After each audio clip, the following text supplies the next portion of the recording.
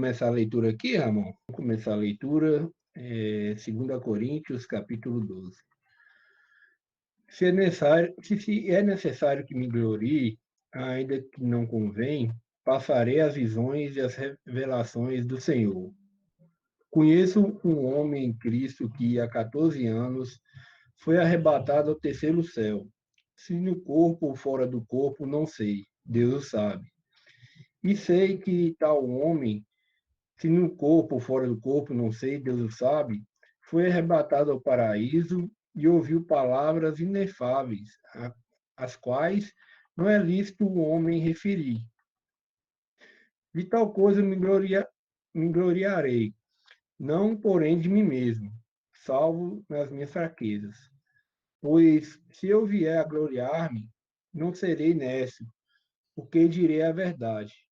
Mas abstenho-me para que ninguém se preocupe comigo mais do que em me ver ou me ouvir.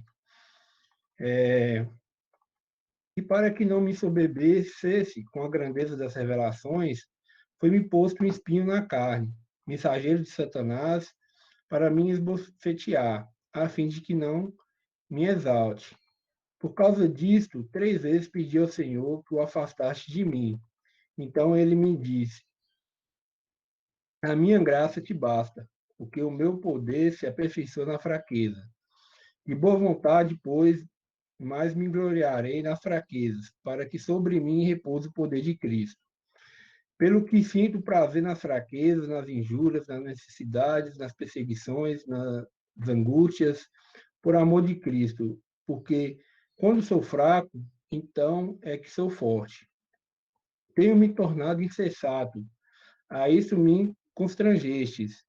Eu devia ter sido louvado por vós, porquanto em nada fui inferior a esses tais apóstolos, ainda que nada sou. Pois as credenciais do apostolado foram apresentadas no meio de vós, com toda persistência, por sinais, prodígios e poderes miraculosos.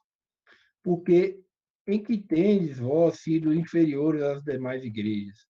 Se não neste fato de não vos ter sido, se não neste fato de não vos ter sido pesado, perdoai-me essa injustiça. Eis que pela terceira vez estou pronto a ir ter convosco e não serei pesado, pois não vou atrás dos vossos bens, mas procuro a vós outros. Não devem os filhos entesourar para os pais, mas os pais para os filhos.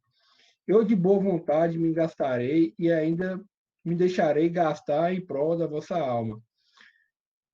Se, se mais os amo, serei menos amado? Pois seja assim, eu não vos fui pesado, porém, sendo astuto, vos prendi com dolo. Porventura, vos explorei por intermédio de algum daqueles que vos enviei? Roguei a Tito e enviei com ele outro irmão. Porventura, Tito vos explorou? Acaso não temos andado no mesmo espírito? Não seguimos as mesmas pisadas?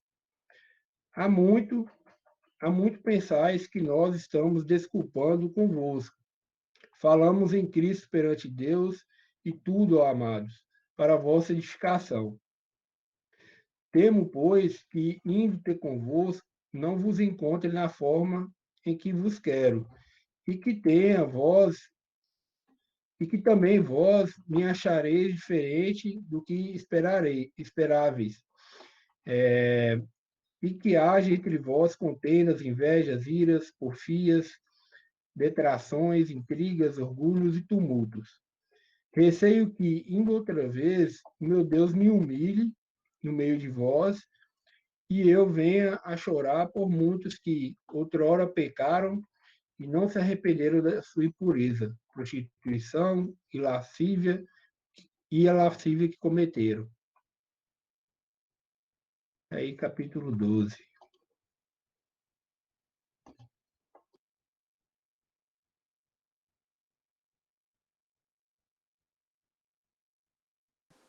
Bem, irmãos, só para a gente iniciar, o que me chama a atenção aqui, a partir do verso 11 desse capítulo 12 que que a gente está lendo, Paulo começa a ter uma atitude, um comportamento, e ele usa aqui de uma certa ironia para se dirigir a esses irmãos. É interessante que no 12 ele fala assim, isso a partir do verso 11, ele segue com essa abordagem até o capítulo, até o verso 17, 16, 17. Mas assim, algo que ele diz assim no 12, os sinais do meu apostolado foram manifestados entre vós com toda a paciência, né? Nós sabemos, né? Bem sabemos que tivemos a oportunidade de ver, tanto na primeira epístola quanto na segunda aos Coríntios, né? Que o ministério de Paulo ali, entre aqueles irmãos, exigia uma extrema paciência, né? Mesmo porque o comportamento daqueles irmãos em Corinto sempre se notabilizou, né, se a gente pode dizer assim, por uma infantilidade, por muita carnalidade, coisas das quais já falamos, e que exigia dele mesmo uma energia extra, né, para tratar com esses irmãos. E olha só, que ele, Paulo, né, que foi esse instrumento utilizado pelo Senhor para levar o evangelho até estes irmãos, né, também, e, obviamente, outras assembleias, e ele que iniciou o trabalho ali, ele que foi esse instrumento de Deus para que esses irmãos pudessem conhecer a Cristo, né? E todos os sinais que foram manifestados, todo o trabalho que ele, de forma tão desprendida e desinteressada, né, se envolveu com aqueles irmãos, expressando um amor assim sem igual. E engraçado que lá no mais a seguinte ele diz assim, né, no verso 15, né? Eu de muita vontade gastarei e me deixarei gastar pelas vossas almas, ainda que amando-vos cada vez mais, seja menos amado. Né? Dentre aqueles irmãos, aquela assembleia, havia alguns que, apesar de todo esse amor, de toda essa dedicação, de todo esse desprendimento, de todo essa dedicação dele, e obviamente os companheiros dele, como o Tito, que ele cita aqui também, esses irmãos, muitos deles ainda, né, teriam algumas reservas em relação a Paulo, mas ele então mostra esse amor, essa atitude, essa postura dele, que ainda que, né, alguns não amassem, ele continuaria os amando, né? Então não seria um sentimento, né, como os homens normalmente têm, né, de se dedicarem, expressarem o amor, somente aqueles que, né, que têm esse mesmo sentimento como retribuição. Mas Paulo, né, ele guiado pelo Espírito, né, ele um homem com a comunhão que ele tinha, né, ele sabia da sua missão, e assim, com toda experiência, ele cita aqui essas experiências que ele teve, né, que ele foi levado até o terceiro céu e ouviu coisas indizíveis, né, da parte de Deus. Então, exigia mesmo, e ele começa aqui até mostrando uma certa, uma vez mais, né, começa essa narrativa falando dessa dificuldade, um certo constrangimento, né? Ele tinha mesmo uma repulsa, né, de falar de si mesmo. Ele não foi chamado e escolhido pelo Senhor, né, para falar de si, né? O verdadeiro servo, ele aponta para Cristo, né? Não é assim que o fazem os homens, os religiosos do nosso tempo, também, né, do nosso tempo, não só da agora, mas sobretudo agora a gente vê com muita clareza esses homens que estão preocupados com glória própria. E ele não, ele tem realmente esse entendimento sobre o seu ministério, sobre o Senhor, né? Ele que teve esse privilégio de receber essas revelações, as quais ele começa a trazer e a citar aqui, E, apesar de tudo isso, ele precisa, né, ele se vê obrigado, não em defesa de si próprio, mas daquilo que ele representa, da mensagem que ele representa, né, e assim, com o zelo do Senhor, para que aqueles irmãos possam se livrar e verem-se livrados do engano daqueles falsos mestres que, de forma tão ávida, tenta distanciar e afastar aqueles irmãos da verdade. No Evangelho de João, no capítulo 7, deixa eu só abrir aqui, 18, diz assim: quem fala de si mesmo busca a sua própria glória, mas o que busca a glória daquele que o enviou, esse é verdadeiro, e nele não há injustiça. Olha só, e Paulo inicia então falando, né? Em verdade que não convém gloriar-me. E aí ele começa então a trazer um relato de um homem, né? Nós sabemos que esse homem era Paulo, né? Mas ele tem essa preocupação de excluir a questão pessoal aqui e começa a dizer desse homem que recebeu da parte de Deus visões e revelações, né? E isso aconteceu 14 anos, ele fala no verso 2 aqui, desse acontecido, né? Quando esse homem, então, teve essa experiência, vamos dizer assim, né? E ele começa, então, a discorrer e a gente vê que ele ficou durante esse tempo, né, esses 14 anos, vamos dizer assim, em silêncio, porque ele diz aqui, né, que não tem clareza sobre exatamente como isso aconteceu, né, que ele fala que se no corpo, não sei, se fora do corpo, também não sei, Deus o sabe, né? Esse homem foi arrebatado ao terceiro céu, né? E ali então ele ouviu palavras inefáveis. Tem versões que vai falar assim, palavras indizíveis, né, que ao homem não é lícito falar, né? Então ele traz a esses irmãos esse esse relato, né? E segue dizendo, né, exatamente na direção de que não deveria mesmo se exaltar, né? Não deveria buscar a glória para si. E aqui, irmãos, nós aprendemos que como né? Como é que se diz? Como é fácil, né? Para nós nos afastarmos dessa simplicidade que a nós é requerida como crentes, né? E como a carne nossa, ela é vulnerável. Eu digo isso porque em seguida ele fala assim, né? Que foi, né, no verso 7, né? Para que ele não se exaltasse diante das revelações que lhe foram confiadas a esse homem, né? Que teve então esse privilégio de ser arrebatado ao terceiro céu e ouvir da parte do Senhor coisas muito elevadas, né? Que ao homem nem é lícito falar. Tamanha, ou seja, diante da grandiosidade das revelações, das visões que lhe foram apresentadas pelo próprio Senhor, né?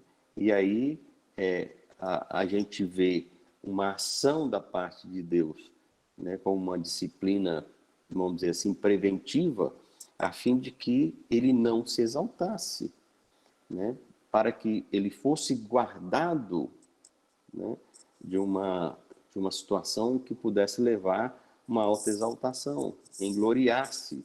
Então, aqui, irmãos, joga por terra toda aquela ideia de que a carne pode ser aperfeiçoada, né? É importante dizer, porque em muitos círculos, né, e profissão cristã, nós vemos as pessoas como que, e aí é um desejo do homem mesmo em se gloriar, em ter parte em alguma coisa nas coisas divinas, né? E aí a gente vê a vulnerabilidade da carne. Como a carne, então o Senhor, ele anteveu que Paulo poderia, né, diante da grandiosidade daquilo que ele tinha recebido, ele, né, pudesse, então, vamos dizer assim, ceder a essa tentação, engloriar-se, né, e frustrar totalmente aquilo que, os propósitos que Deus queria realizar através da vida dele e do seu ministério.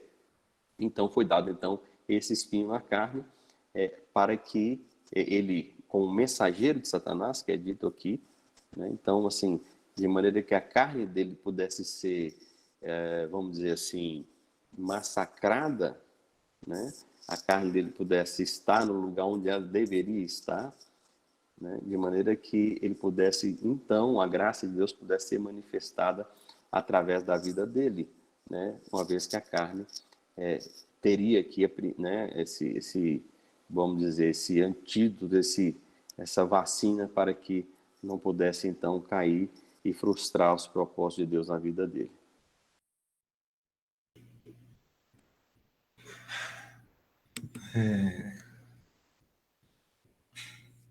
O versículo 7, ele diz assim, o 7 e 8, né? Até o 9. E para que não me ensoberbecesse com a grandeza das revelações, foi-me posto um espinho na carne, mensageiro de Satanás, para me esbofetear, a fim de que não me exaltasse, a fim de que não me exalte. Por causa disto, 3 vezes pedi ao Senhor que o afastasse de mim. Então ele me disse, a minha graça te basta porque o poder se aperfeiçoa na fraqueza. O poder de Cristo, né? O meu poder. O Senhor fala a ele. Então, muitas vezes a gente está passando por aflições, está passando por situações adversas, e a gente fala, né, com o Senhor. A gente clama a Ele uma vez, fala outra vez, fala mais algumas vezes, e muitas vezes a gente pensa que o Senhor não está ouvindo, mas Ele, já na primeira oração, no primeiro momento que nós falamos com o Senhor, Ele já sabe. Ele conhece nossas fraquezas e Ele já sabe o que é necessário para nós. Isso porque nós estamos passando aqui, nesse mundo, sendo aperfeiçoados. E a fé, ela tem que ser provada, né? Para que redunde futuramente em louvor e em honra, e na glória, né? Em glória para o Senhor Jesus. E então é necessário que nós passemos por certas situações aqui, e o Senhor, Ele sabe de tudo isso. Ele permite que nós passemos. Esse é um conforto, é um consolo para nós, de entendermos que desde a primeira fala nossa, a nossa oração, nossa súplica diante do Senhor, Ele já sabe.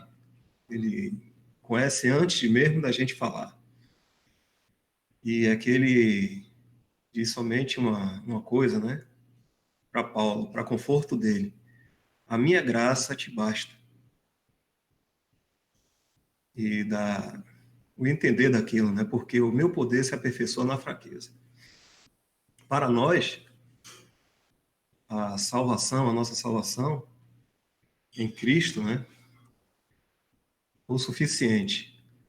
Temos hoje todas as bênçãos espirituais nos lugares celestiais. O Senhor, porque Ele mesmo quer também, Ele prepara galardão para nós. Ele vai também nos trazer para reinar com Ele, né? Aqui nesse mundo. Isso tudo é a graça, né? Que nós temos. E o que nós estamos passando aqui, seja de aflições, que não é nenhuma novidade, como o senhor falou, nesse mundo tereis aflições, não é nada comparado a todo esse pacote, vamos dizer assim, que a graça já nos oferece. Então, nas orações que nós fazemos, nós podemos já estar bem confortado e bem, muito tranquilo, de que o Senhor já resolveu todas as nossas questões. Realmente, os nossos olhares, né, a nossa visão, ela é limitada. O nosso pensamento hoje também é limitado. E realmente, em nossa fraqueza, nós sempre, às vezes, perdemos um pouco da confiança no Senhor e, e aí insistimos bastante na oração. Isso não tem nada de errado, da gente orar uma vez, duas ou três. Mas o nosso consolo é que as Escrituras já nos apresenta que Deus já nos deu a vida e nos deu uma abundante graça. Isso já é o suficiente para nós e ficarmos satisfeitos com isso. A gente vê aqui Paulo, né? Como o irmão está falando, ele diz para ele mesmo, né?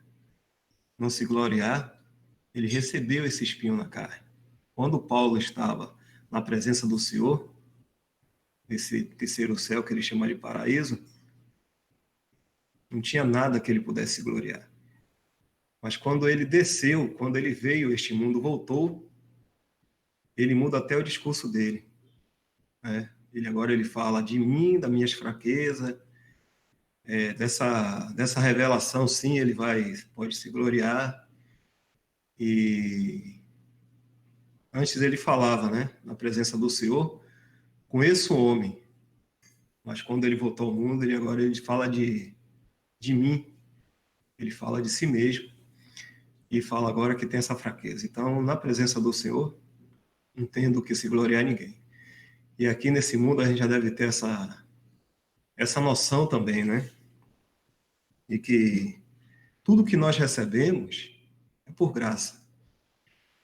Nada, absolutamente nada que nós conhecemos de Deus vem de nós mesmos. Eu fui muito inteligente, fui eu que estudei, fui eu que conheci, aqui, agora estou apresentando. Não existe nada, absolutamente nada, que tenha saído de nós em relação às coisas de Deus. Então é isso. Não existe glória nenhuma para o homem, para nenhum de nós. Por melhor que a gente faça, né? Por melhor que a gente fale, e assim, as nossas fraquezas estão aí para provar que nós devemos ter dependência realmente de Deus. E é um conforto para nós entendermos isso. Se não conseguimos entender, a gente não descansa. Não descansa nessa graça abundante.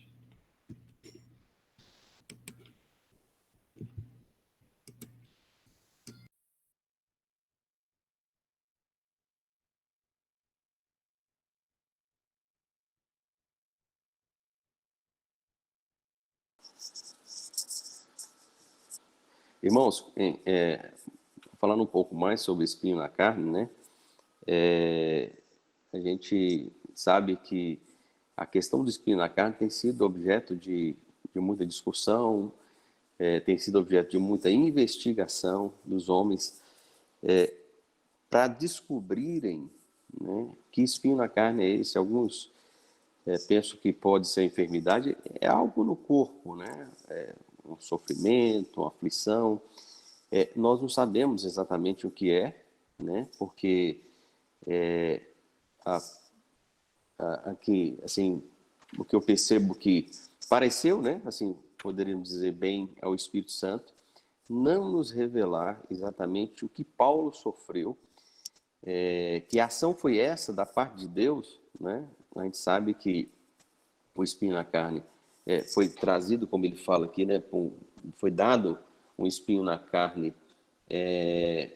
para um mensageiro de Satanás, é o que ele diz aqui, mas nós sabemos que essa ação, né, que foi permitida a Satanás levantar esse ataque quanto a Paulo na sua carne, né, foi obviamente limitado em ação, mas foi ação da parte de Deus, a fim de que ele não se exaltasse. Então, em relação a isso, irmãos, muito tempo e energia tem sido gastos para procurar investigar o que exatamente seria esse espinho na carne. Então, assim, nós como crentes, né, e aí nós somos exortados a buscar viver na simplicidade da palavra, né, e se nós entendemos, né, de forma muito clara que o Espírito entendeu que não deveria revelar, então nós devemos nos descansar nisso, né? E olhar para o propósito desta ação da parte de Deus sobre a vida de Paulo, né? Então, eu vejo, né, de forma muito clara, né, que essas tentativas de se descobrir, de investigar o que exatamente é espinho na carne, não passam de uma distração da parte de Satanás, né, a fim de distrair os homens, aqueles que deveriam se ocupar com aquilo que realmente interessa e que realmente importa. Eu já vi irmãos, eu queria muito saber, eu estou muito interessado em saber o que exatamente é esse espinho na carne. Irmãos, a nós, né, nós devemos nos contentar e nos alegrar com aquilo que a nós foi revelado, né? Se o Espírito Santo, né, entendeu, né, que não deveria ser revelado exatamente o que nós devemos descansar no Senhor, né, e não nos ocupar com essas questões sem importância, né? Porque se o Espírito não revelou, é porque não entendeu que não convinha que nós soubéssemos exatamente o que se trata. Pensando um pouquinho no que o Carlos está falando aí, né? O que a gente deve se atentar, né, no que o contexto aqui do discurso aqui de Paulo, né, está querendo nos trazer, né? Igual os irmãos já discorreram, a importância não é o espinho na carne, né? Mas aqui a importância, né, é ressaltar a nossa fraqueza, que a gente não vai crescer e nem se aperfeiçoar nas coisas do Senhor por, por nossa força própria, por nosso, né, muito conhecer, né? Em 1 aos Coríntios a gente vê que o conhecimento incha, né? Mas o amor edifica. E o que Paulo está trazendo aqui é justamente esse contraste, né? Ele trouxe aqui né, um contexto onde que ele foi arrebatado, ele teve, né, revelações que é imensurável, né? Em palavras não conseguiriam definir o que seria essa revelação preciosa que ele teve, né? E além dessas outras que ele já teve e deixou escrito aqui, né, pelo Espírito, para que a gente, né, nos ocupássemos com elas. E em contraste aqui, né, dessas revelações, ele acaba, né, mostrando que não é disso que ele vai se gloriar, né? Ele não deve se gloriar por causa disso, né? O irmão até colocou aqui no chat, né? Pois que quem te, quem te diferença, diferença, não sei que versão é essa, mas está em 1 Coríntios 7. Deixa eu abrir aqui na versão minha.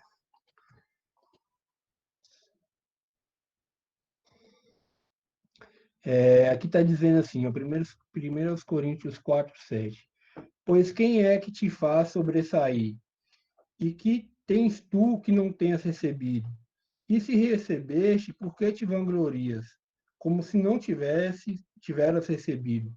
Né? Então, tudo que Paulo, né, agora traz para os irmãos, né, são coisas que ele recebeu e de que ele não deveria se gloriar disso. Né? E, às vezes, como o Cássio falou, né, as pessoas podem se ocupar muito querendo saber o que esse espinho na carne de Paulo, mas quando deveria se ocupar com o que o contexto dessa narrativa de Paulo aqui nos traz, né? Que não é e não é importante a gente saber o que está nos afligindo, é importante a gente reconhecer que é o Senhor que cuida de nós, né? E que se Ele está permitindo alguma aflição, alguma enfermidade, né? A gente deve orar a Ele, não no sentido de né? Óbvio que a gente não quer sofrer, né? Mas a gente deve buscar antes, né, a sabedoria do porquê aquilo, do porquê a gente está sendo afligido, se o Senhor quer nos ensinar alguma coisa com isso que está permitindo em nossas vidas, porque o Senhor é soberano, né? Ele, Satanás não pode chegar e agir em nós sem a permissão dele, né? Acho que até os irmãos discorreram em algumas lives aí, né? Não lembro se foi o Lemão, se foi o Mário, mas Satanás pode agir na vida de um cristão, né? De um filho de Deus, com a permissão do Senhor. Sem a permissão dele, ele não passa perto, porque o Senhor é soberano. Satanás é totalmente sujeito ao Senhor. Ele está em desobediência, mas ele age dentro de uma esfera que o Senhor permite ele agir. Fora disso, ele não tem poder nenhum sobre o Senhor, né? Então, se o Senhor permite, né, que alguma aflição, alguma enfermidade nos atinja, nossa família, a gente, né, deve buscar entender o porquê disso, né? O Senhor está permitindo isso na nossa vida, né? E reconhecer que todas as coisas, né, contribuem para o bem daqueles que amam a Deus, né? Romanos 8:28. Quando fala que todas as coisas contribuem para o bem, lá não está falando que tudo vai conspirar a meu favor para me prosperar, para me ser feliz. Não. Lá está falando que tudo contribui para que a gente seja conformado à imagem, né, do nosso Senhor. E às vezes a palavra, né, traz isso lá em 1 Pedro, a gente vê, né, que a prova da nossa fé, né, é mais preciosa do que o ouro que perece, que é provado no fogo. Deixa eu abrir aqui, irmão, para a gente ler lá.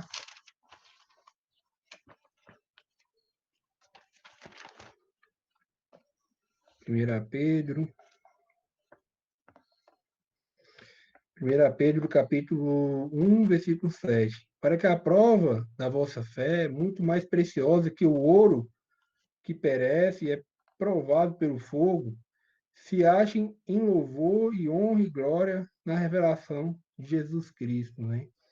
Então, quando a gente, né, o Senhor permite essas coisas, né, Ele está querendo que a gente se volte para Ele, né? Que a gente reconheça que Ele é a nossa força, né? Não está em nós mesmos, né?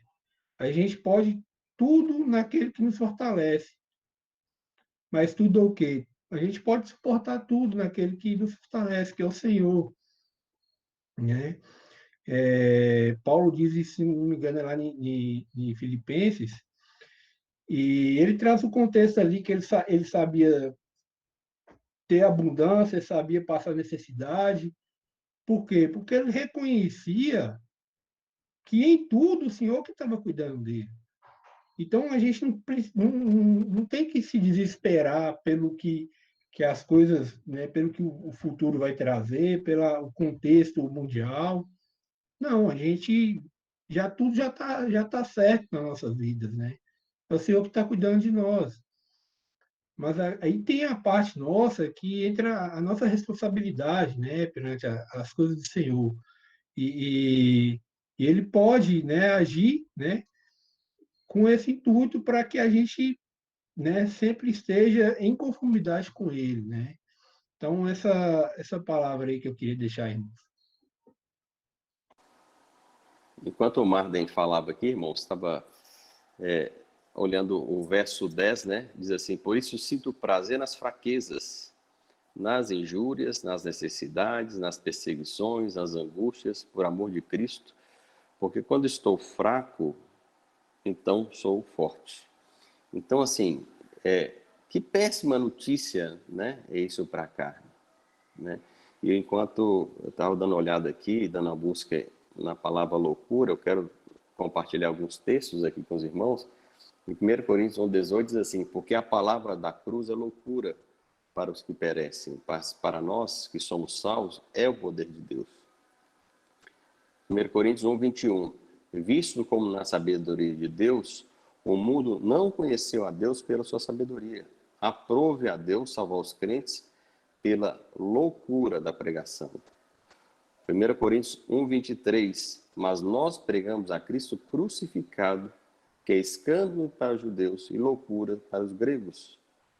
Vou seguir mais um pouco. 1 Coríntios 1,25: porque a loucura de Deus é mais sábia do que os homens, e a fraqueza de Deus é mais forte do que os homens.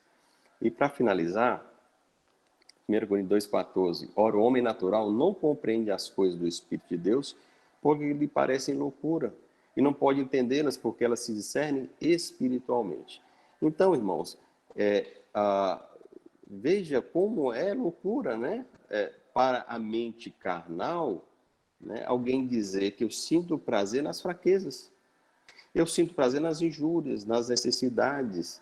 Então, nós vemos aqui a necessidade que está diante de nós, né? Paulo apresenta isso com uma sabedoria, né, divina, e usa essas palavras, excluindo a carne dessa equação. Né? Enquanto nossa carne é mortificada, né, e aqui ele reconhece e tem prazer nessas coisas, não porque Paulo como é que eu diria, ele assim, tem uma palavra que fala que ele tem prazer em sofrer, eu gosto de sofrer, masoquista, né, a palavra é essa. Não que ele seja masoquista, mas porque ele sabe que através desses meios que Deus se utiliza, né, a carne é mortificada. Né? E quanto mais a carne é retirada dessa equação, mais abundantemente a graça de Deus se manifesta. Né? Então, eu fico pensando, diante desses irmãos dessa Assembleia de Corinto, como essa palavra caiu assim como uma bomba, né, entre eles. Porque, olha, vocês que cultivam tanto, gostam de cultivar, de se exaltar, né, vocês que há muitos ali se entregavam à licenciosidade, aos prazeres da carne, né, a se exibirem.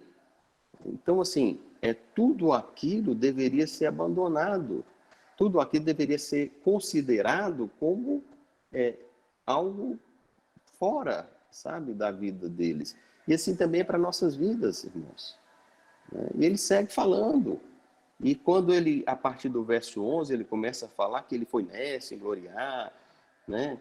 Que ele deveria ter sido louvado. O que ele fala aqui, irmãos, a partir daqui, não é que Paulo está confessando diante daqueles irmãos que ele errou, né? Ao se colocar, ao dizer, né, sobre o seu apostolado, a fazer toda essa defesa. Na verdade, ele está fazendo aqui, ele continua com o mesmo raciocínio. Né? Ele continua pensando da mesma maneira. Ele começa a usar de uma ironia para com esses irmãos que deveriam, sim, eles, defenderem a Paulo. Né? Ele que se gastou tanto entre aqueles irmãos, que se deu tanto, e disse, olha, eu vou continuar amando vocês, ainda que muitos não me amem. Né? Então, assim, ele tinha uma clareza muito grande sobre essas coisas.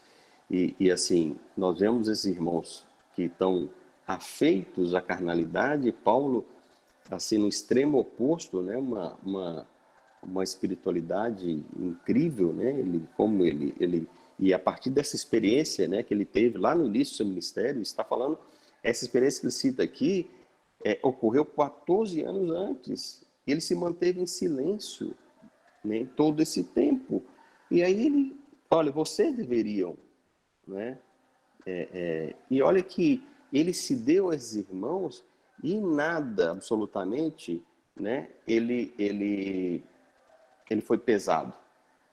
Né? Mesmo seu sustento foi garantido por outras assembleias.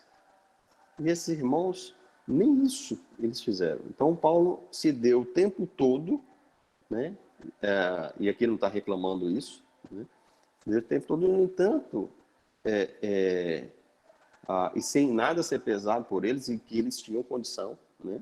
Nós sabemos que os irmãos da Macedônia, que eram extremamente pobres, né, tão preocupados, e também ajudaram no seu sustento. E, no entanto, aqueles irmãos eram ricos, eram abastados, eles tinham condição e não fizeram. Por quê? Porque o estado espiritual daquela assembleia era muito baixo, né? Não permitia tal coisa. E Paulo traz nessa palavra, que é uma palavra que não agrada a carne, nem a desses irmãos, nem a nossa, né? Porque é uma péssima notícia para a carne, né? Saber que ela não tem lugar, que não há lugar para me gloriar, não há lugar para me achar que eu sei mais do que o irmão, né?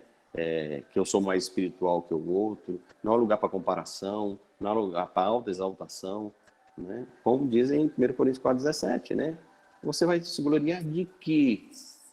Se o que eu tenho, né, foi recebido, né? Então, me foi dado os dons que temos, foi o Senhor que nos deu. A salvação que hoje nós desfrutamos, ela veio por graça. E a mim, nenhum crédito existe. Então, assim, quanto mais nós compreendermos isso e andarmos segundo essas verdades, né, sabemos que essa carne está em nós. Nós temos aqui a demonstração disso, né? Foi necessário que o Senhor intervisse e disciplinasse a Paulo, que foi uma disciplina da parte de Deus, né? Para quê? Para que ele não corresse o risco de se ensoberbecer, né? E olha, irmãos, nós somos tão vulneráveis, né? Nós somos tão... Isso pode acontecer com qualquer um de nós, né? Com coisas às vezes pequenas, muito pequenas, né? A nossa carne querer querer receber elogio. Nossa carne gosta disso, de reconhecimento, sabe? E nós devemos fugir dessas coisas, porque a glória é só dele e só deve ser devida a ele. É por isso que Paulo aqui, de forma até meio que indignada, se dirige a eles e começa a tratar com ironia, né? Eu fui nessa, né? Então, me perdoe, me desculpe, né? Ter se dedicado assim a vocês. E começa a apresentar e confrontar esses irmãos, né? Porque ali foi necessário, e essa é uma palavra também severa, acaba por uma severidade, porque ele está botando o dedo na ferida, né? Vocês não me ajudaram, vocês não fizeram, né? Aí eu fui nécio mesmo, né? Paulo não foi nécio, né? Não houve mudança na narrativa dele. Ele continua com o mesmo pensamento, né? Aqui não houve uma fraqueza de Paulo, uma mudança dentro da exposição da narrativa dele. Ele continua da mesma forma, da mesma maneira, né? Então, está trazendo isso e trazendo esse confronto, não para um propósito de humilhar, de desmerecer aqueles irmãos, né? O propósito dele é trazer esses irmãos, né, ao trilho, né? Fazer com que eles pudessem abandonar esse estágio de imaturidade, de infância espiritual, né? E assim nós também devemos, irmãos, né, abandonar qualquer traço. É por isso que a questão do auto-julgamento é tão importante, né? Porque qualquer um de nós, qualquer um de nós que estamos aqui, qualquer crente, né? Mas o irmão tal é muito espiritual. Não esquece, ele também está sujeito. Veja que Deus precisou intervir para que Paulo não se soberbecesse. E olha aqui o que Paulo ouviu e o que Paulo experimentou ali, homem nenhum homem teve uma experiência tal. Nenhum homem de ser levado ao terceiro céu e ouvir da parte da boca de Deus, né, do Senhor, aqui, né, melhor dizendo, essas palavras as quais ao homem não é lícito falar. Ele teve, obviamente, compreensão daquilo, né, que lhe foi revelado, mas, sabe, e aí ele chega, volta, né, e o Senhor então age de maneira preventiva, né? Entendendo sempre, né, irmãos, a disciplina ela sempre tem por objeto, né, o bem daquele que é disciplinado. Ah, Paulo cometeu algum pecado que foi disciplinado? Não. Deus também faz isso. O Senhor faz isso fez isso para que faz, né? Para que nós não venhamos cair. Então, assim, ele tem as formas dele de agir, na sua sabedoria, então ele age a fim de cumprir os seus propósitos.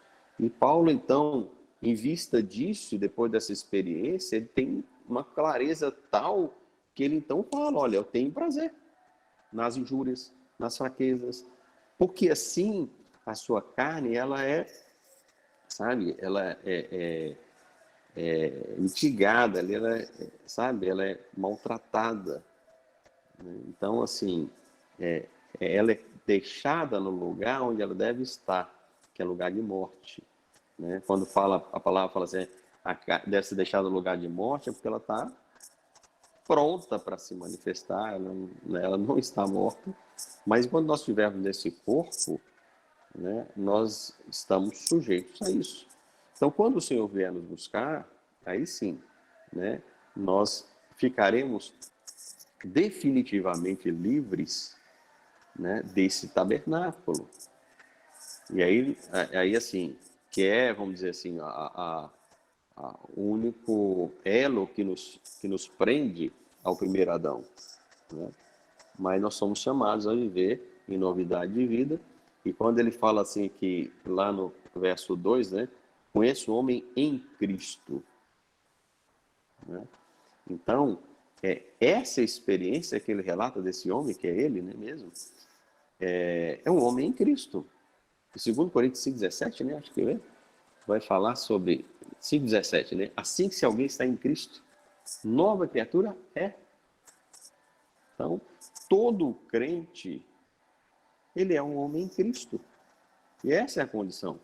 Né? Mas ele coloca em Cristo aqui, porque não é como crente, não é como apóstolo, né, que ele recebeu, né? Ele remove, retira aqui toda a questão pessoal.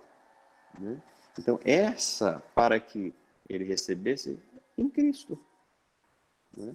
Então, ele recebe essas revelações e são tais que não poderia suportar se Deus, então, intervisse aqui para que ele não se exaltasse mediante as revelações em que ele foi escolhido para poder receber.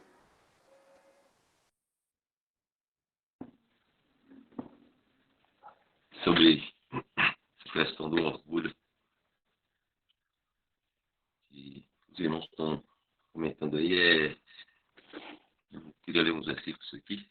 Primeiro, em Ezequiel, fala de Satanás, 27, 28. Versículo 14 fala, tu eras querubim da guarda, ungido, e te estabeleci, permanecias no monte santo de Deus, no brilho das pedras andavas. Perfeito eras nos teus caminhos, desde o dia em que fostes criado, até que se achou iniquidade em ti. Na multiplicação do teu comércio se encheu o teu interior de violência, e pecaste, pelo que te lancei, profanado, fora do monte de Deus, e te farei perecer, ó querubim da guarda, em meio ao brilho das pedras. Elevou-se o teu coração por causa da tua formosura, corrompeste a tua sabedoria por causa do teu esplendor. Lancei-te por terra diante dos reis, te pus para que te contemple. Então, o motivo da queda de Satanás foi orgulho. O homem, né, no Éden, foi a desobediência de uma ordem. Ele entrou o pecado no mundo. Né? Satanás foi o orgulho. Só que depois que o pecado entrou na criação, o orgulho, né, é um mal que está em todos. Não há nenhum homem isento disso, né? E é talvez o mal mais silencioso que tem no homem, né? Porque a gente consegue evitar muitos males, né? Muitos pecados. mas o orgulho ele brota do coração da gente sem que a gente controle. Seja no elogio, né, como os irmãos estão falando aí, seja a gente pode olhar para um irmão, né, e se achar mais conhecedor do que esse irmão. A gente pode olhar para um irmão de uma denominação e se achar melhor do que ele, porque recebemos do Senhor alguma verdade que eles não têm acesso, não conhecem. A gente pode olhar para o incrédulo e se orgulhar por ter sido salvo e ele não. Então, o orgulho, a soberba, ela se manifesta de várias maneiras e está todos, né, todo mundo sujeito, todos nós sujeitos, né? Não há ninguém, por isso que, como o Cássio disse aí, Paulo foi uma disciplina preventiva, né? O Senhor, já conhecendo a nossa natureza, ele já entrou com um remédio, né, para bloquear esse mal, né? Mas do outro lado tem a nossa responsabilidade, né? Que é julgar sempre que isso brota em nosso coração. Não tem jeito, a gente precisa, né, em sinceridade diante de Deus, porque brota, um momento ou em outro vai surgir, né? Porque é a nossa natureza caída e a gente precisa, em humilhação, julgar isso diante do Senhor, confessar, né, com sinceridade que esse sentimento está em nosso coração, para que o Senhor, em sua misericórdia, ele nos guarde disso, né? No Salmo 119, no Salmo 19, versículo 13, fala: também da soberba guarda o teu servo, que ela não me domine, então serei irrepreensível e ficarei livre de grande transgressão. Ele diz aqui que guarde o teu servo da soberba, para que ela não lhe domine, né? Ou seja, já está na gente isso, soberbo, orgulho, né? Já está. Né? Não guarda o teu servo para que eu contraia esse mal da soberba, do orgulho, não. Já está em nós, cada um, né? Ela só faz manifestar e nos domina. Então é preciso a gente estar atento, né? Sensível a isso aí. Quando surge esse sentimento de orgulho, de soberba, de justiça própria, a gente deve julgar isso com sinceridade, pedir ao Senhor que nos tire isso, nos guarde disso, porque todos, como o Cássio falou, né? Paulo, se a gente olhar para trás dos nossos irmãos, né? Paulo, Davi, todos, né? Santos do Antigo Testamento e do Novo Testamento também, eles eram assim, e se a gente olhar para frente, os que virão também serão assim, porque isso é um mal que está em nossa natureza caída, né? Em Tiago 17 fala de Elias, né? Que Elias era homem sujeito às mesmas paixões, né, que nós. Então não tem ninguém está imune a isso aí, né? O nosso exercício aí é de julgamento próprio. E andar em humilhação, sabendo que isso a gente carrega, e se a gente facilitar, né, a gente cai nessa grande transgressão, né, que fala no Salmo 19.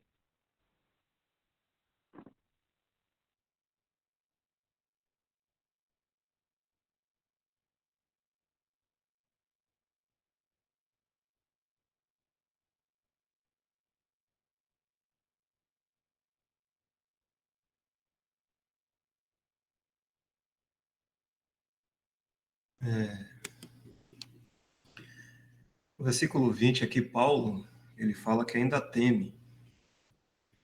Ele diz assim: temo, pois, que indo ter convosco, não vos encontre na forma em que vos quero, e que também vós me acheis diferente do que esperáveis, e que haja entre vós contendas, invejas, iras, porfias, detrações, intrigas, orgulhos e tumultos. Receio que, indo outra vez, o meu Deus me humilhe no meio de vós. E eu venho a chorar por muitos que outrora pecaram e não se arrependeram da impureza, prostituição e lascívia que cometeram. Deixa eu ver aqui que Paulo ainda estava com muito medo, né? Com muito temor. Temor, no caso, o receio, né? Porque ele por 2 vezes já tinha ido aos Coríntios. Ele fala no versículo 14: Eis que pela terceira vez estou pronto a ir ter convosco, e não vos serei pesado. Então, por 2 vezes, Paulo esteve com os coríntios ali e notou toda essa confusão também, né? Ele foi notificado. Te lembra que a primeira vez ele levou o evangelho aos coríntios, propôs somente Cristo, e, e parece que ele recebe notícia, né, da família de Cloé, que estava havendo contenda. Ele escreve essa primeira carta. Não sei muito bem, mas acredito que ele foi depois. Esteve lá com os coríntios. E lá ele foi até criticado, né? Também por esses falsos apóstolos aí, alguns que se diziam ser apóstolos. Apareciam muitos falsos irmãos ali já no meio. Ele foi criticado a tal ponto de dizer que as cartas são graves, mas a presença dele era fraca e a palavra desprezível. Parece que alguém estava falando de aparência, né, de Paulo, de uma forma muito simples, né, em que ele se apresentava e chegava a dizer que a palavra dele também era desprezível e que ele escreveria muito bem, sendo muito atuante na sua escrita, né? Então, desprezando a presença de Paulo. E agora ele fala, né, que ele teme também chegar lá em Coríntios e eles estarem ainda dessa mesma forma, carnal. Ele iria sentir muito por isso, mas a oração dele é que Deus humilhasse ele. Ele diz: receio que indo outra vez, o meu Deus me humilhe no meio de vós, e eu venha a chorar por muitos que outrora pecaram e não se arrependeram. Ele espera, né, isso, que Deus humilhe também. O receio dele é que ele encontre realmente a desordem aí na Assembleia. Mas me parece que os coríntios, eles se consertaram, né? Eles corrigiram muita coisa. É importante a gente ressaltar que muitos irmãos, né, que estão querendo estar em comunhão, deve ter um sentimento de humildade, um sentimento de mansidão em estarem na Assembleia. Porque, embora nós estejamos num lugar privilegiado, onde nós temos a presença do nosso Senhor, porque é isso que é importante. A Assembleia é importante por causa da presença da pessoa do Senhor Jesus, né? O nosso Senhor. A gente deve estar sempre cuidadoso, como os irmãos aí estão ressaltando, porque a carne também está presente. E a gente deve estar muito, assim, em um espírito de humilhação. Por que esse espírito de humilhação? Que a humildade, a humilhação, ela não se projeta acima de outro. A humildade, ela reconhece seus limites. Os irmãos falaram também de dons, que é o Senhor também que dá os dons. E também existem essas limitações dos dons, né? E numa assembleia é possível, se existir tudo isso aqui que foi descrito por Paulo, o receio dele de encontrar todas essas coisas lá em Corinto, com os coríntios, contendas, né, que são discussões vãs também, invejas, talvez um irmão querendo almejar o lugar do outro, ou algo que o outro esteja fazendo. A gente deve tomar um cuidado muito com isso, porque a inveja, ela faz a gente pensar mal de um outro irmão. Faz a gente ir além do que um irmão pode estar aparentando. Vamos dizer assim, a gente pode julgar uma suposta intenção do irmão, uma suposta intenção. Pelo irmão estar falando, pelo irmão estar fazendo alguma coisa, e a gente supor que a pessoa está querendo aparecer ou está querendo ter primazia. Deve tomar muito cuidado com isso. Isso é um sentimento que pode surgir no nosso coração, que é a inveja, e fazer a gente pensar, olhar para os irmãos assim e suspeitar mal. O amor, ele não suspeita mal. Iras, né? Sabe, assim, chegar a ter um ódio, assim, uma repulsa, vamos dizer, porfias. Alguns irmãos podem ver melhor isso aí.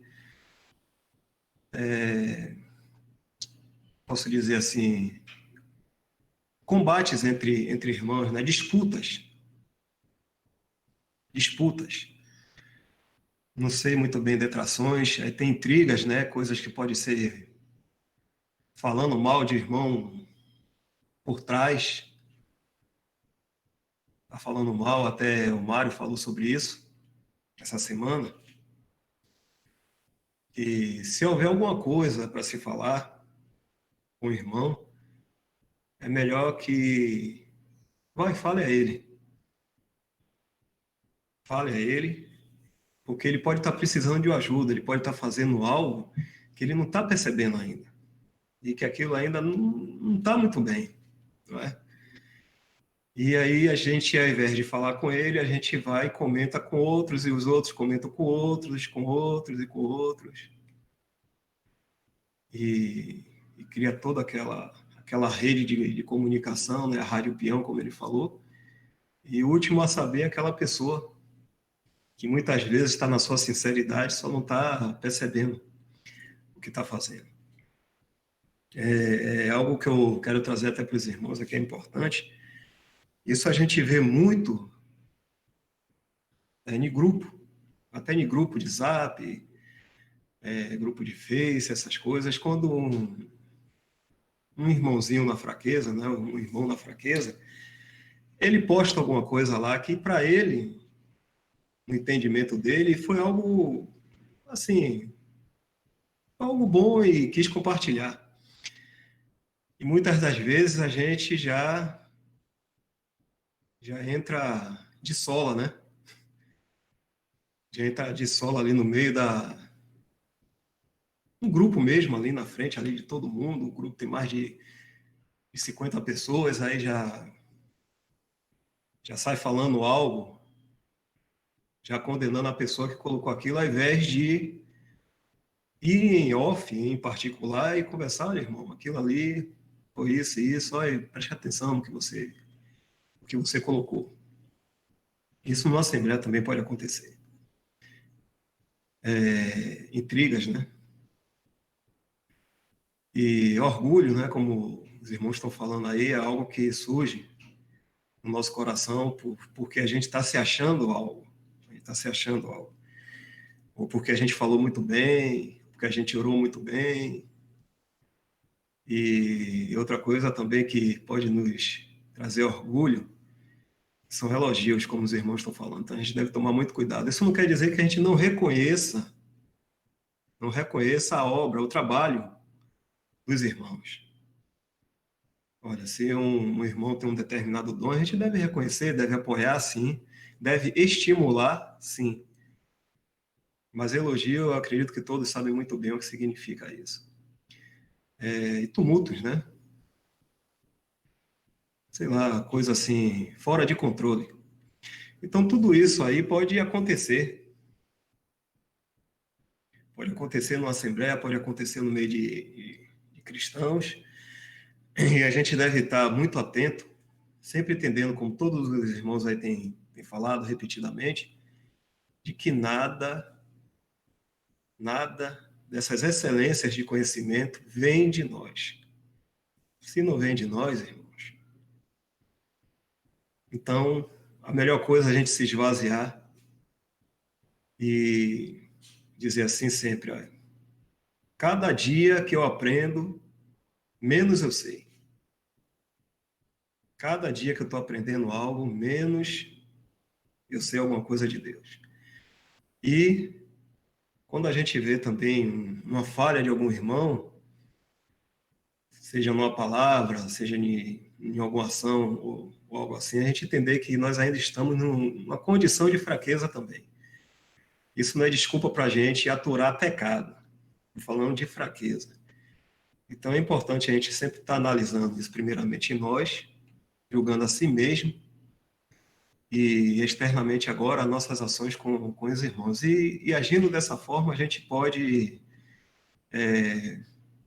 preservar a unidade do Espírito no vínculo da paz. Pois eu creio até que a unidade do Espírito é toda essa verdade que nos foi apresentada pelo próprio Espírito, que nos guia em toda a verdade. Então é triste, né, ver que Paulo ainda relata na sua segunda carta, né, esse receio de encontrar os coríntios, se ele for lá na terceira vez. E nós devemos ter realmente um receio também de existir isso entre nós. Então, já tendo essa noção, é bom que primeiramente a gente recue, a gente trate conosco primeiramente, para que a gente não externe isso, e na fraqueza dos nossos irmãos a gente apoie, estimule ele e ajude no que ele esteja precisando. Para que não exista, né, a falta, vamos dizer assim, a falta de paz entre nós.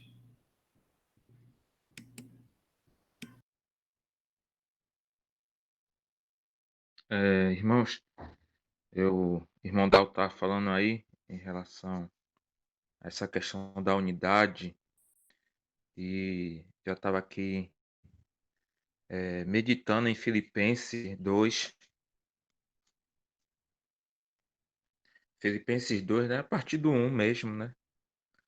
Quando Paulo exorta, né? E escreve aos Filipenses dizendo que se há, pois, alguma exortação em Cristo, alguma consolação de amor, alguma comunhão do Espírito, se há estranhados afetos e misericórdias, completai a minha alegria, de modo que penseis a mesma coisa, tenhais o mesmo amor, sejais unidos de alma, tendo o mesmo sentimento.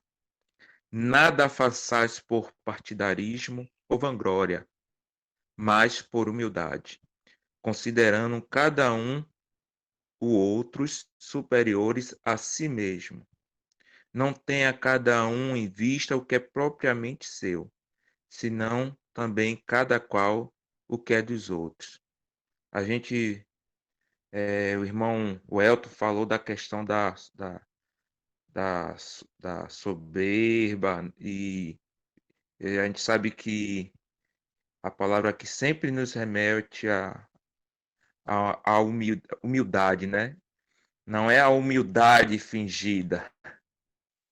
E concluindo só mesmo através dessa passagem que o irmão Dal trouxe, que devemos estar no vínculo do amor e na unidade.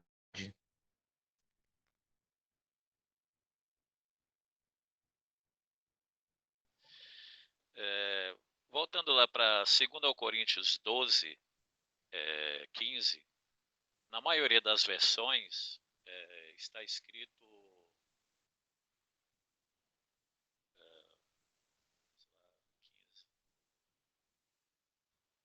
Eu de boa vontade me gastarei e ainda me deixarei gastar em prol da vossa alma.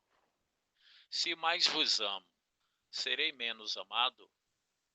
Na versão internacional, está assim, de boa vontade, por amor de vocês, gastarei tudo o que tenho e também me desgastarei pessoalmente, visto que os amo tanto. Devo ser menos amado? Porém, na versão corrigida, diz: eu, de muito boa vontade, gastarei e me deixarei gastar pelas vossas almas, ainda que amando-vos cada vez mais, seja menos amado. Ou seja, nas duas versões que eu li anteriormente, na atualizada, na revista atualizada e na nova versão internacional, ele faz uma indagação, ele faz uma pergunta, né? E já na versão corrigida, ele faz uma afirmação. Isso muda o contexto? Existe a versão mais correta ou menos correta? Porque a única versão que, pelo menos eu vi dessas três, são duas versões praticamente parecidas, né? Com uma pergunta e a outra com uma afirmação. Alguém poderia comentar?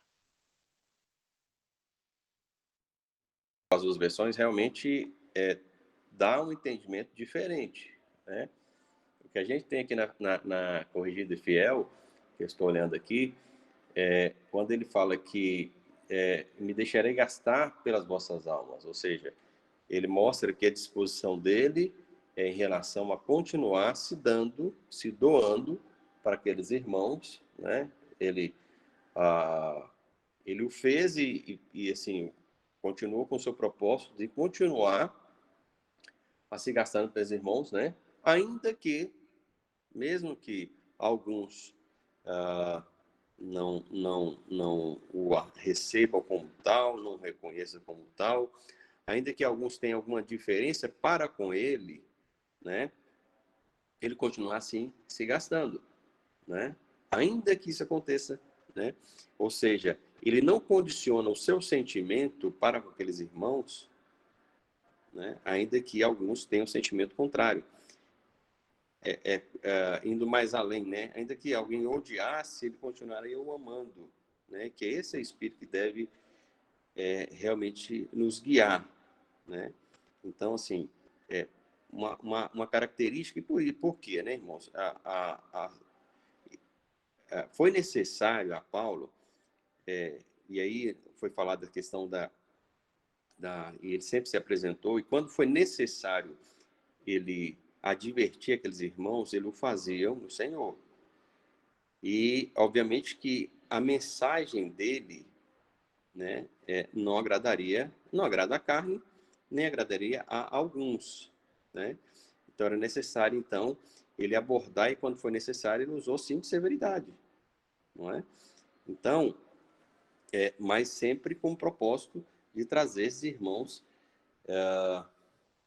dentro daquilo que é a vontade do Senhor, né? Igualmente, as situações as quais se exige e ali, como os irmãos estão tão distanciados, e muitos deles, como ele termina o capítulo ali, que ele espera ter com eles, mas que ficaria muito triste, né, se encontrasse alguns ainda envolvidos em situações as quais, né, ele iria entristecer-se, mas ele, obviamente, deixa muito claro que ele não seria condescendente com aqueles que andassem errado, não é?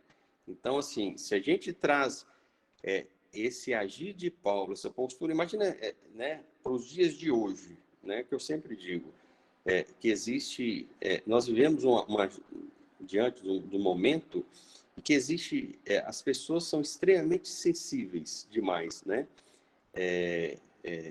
Como se costuma dizer, existe muito mimimi, né? Ah, eu magoei, eu chateei, né, irmãos? Isso aí é traço de infantilidade, né?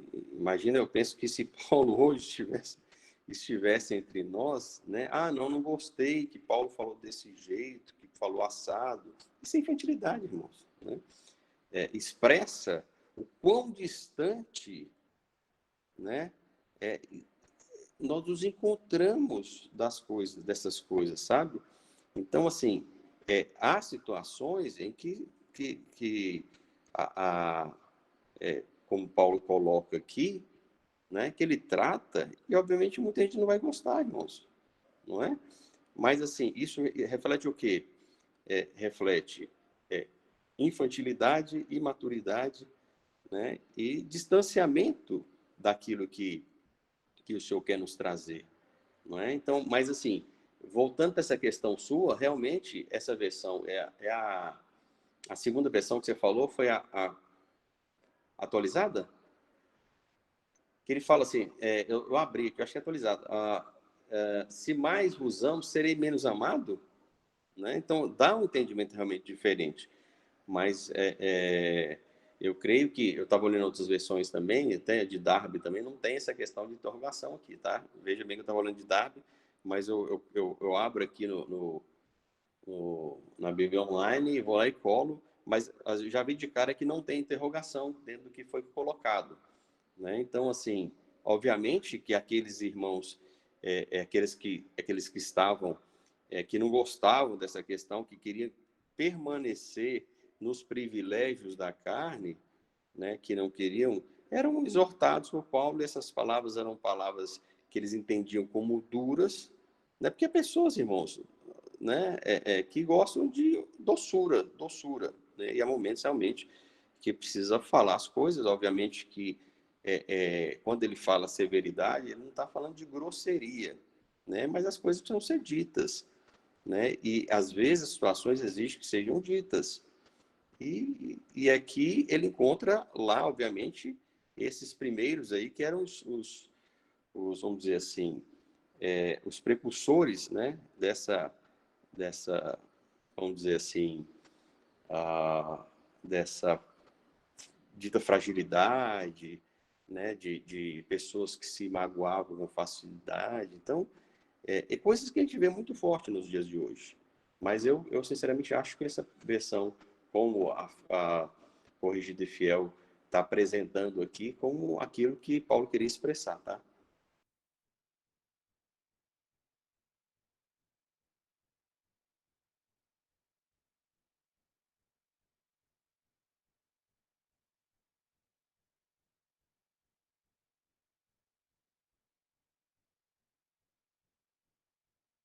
Isso também, sem ser a traduzida, a original, né? A de 1611, no inglês também está sem interrogação, só para deixar aí mais concreto isso aí que o Cássio acabou de falar.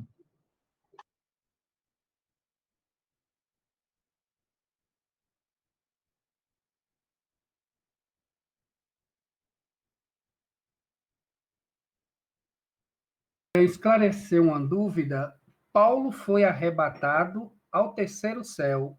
Foi só ele ou João também, na passagem dele, que ele explica sobre que nosso Senhor, ele é digno de abrir o livro da vida. Ele também estava, se em carne ou em espírito, ele também foi ao terceiro céu, arrebatado?